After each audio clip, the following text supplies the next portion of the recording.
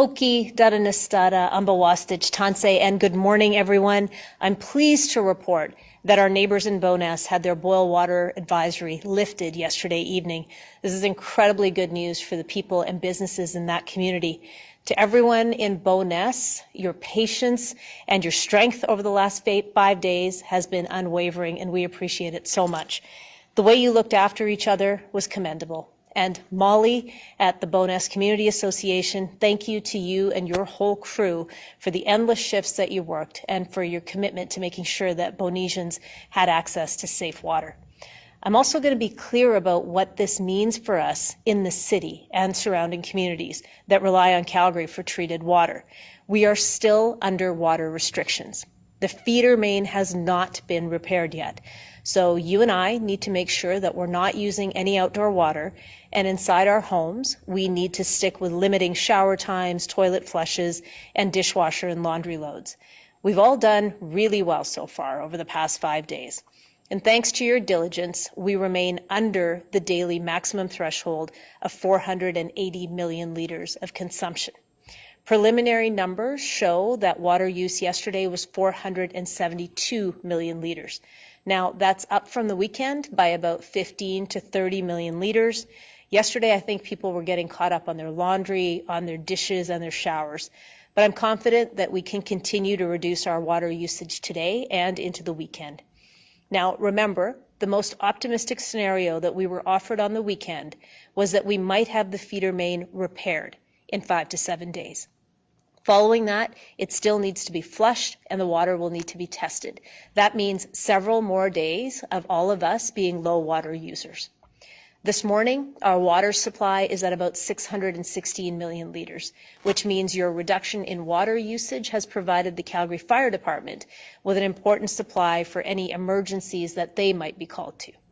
Yesterday morning, we also learned of a small water main break in Bowness, which impacted 21 households. And while we know that water main breaks happen to the tune of about 200 a year in the city, it was still another blow to our neighbors in Bowness. Now, repairs are underway, but it serves as a reminder of why all of us need to keep reducing our water use. I've been told that that break was a separate issue from that of the feeder main. On the feeder main break, crews have now removed a few sections of the damaged pipe as part of their work around the clock. One picture we saw from the site had a crane lifting a giant section of this 2-meter wide pipe in the dead of night through the rain. The crews aren't stopping there. They're also doing thorough inspection along the pipe using a robot equipped with state-of-the-art sensors. It sounds like something out of a movie, but it's actually the type of technology that we're able to use here in Calgary to make sure that the water system is safe for everyone. And this afternoon, we may actually be able to see some video that the robot took inside that existing concrete pipe. The water team is working on the plan and timeline to complete the repair so we can all get back to normal. And the information from that technology is vital in their ability to put those plans together. Now, while the crews are in the ground, they're also repairing an access point to that feeder main. And I'm sure, like me, you're all interested in telling the team what a great job they're doing. And the best way you can do that is to send your compliments through 311. We'll make sure they all feel the love.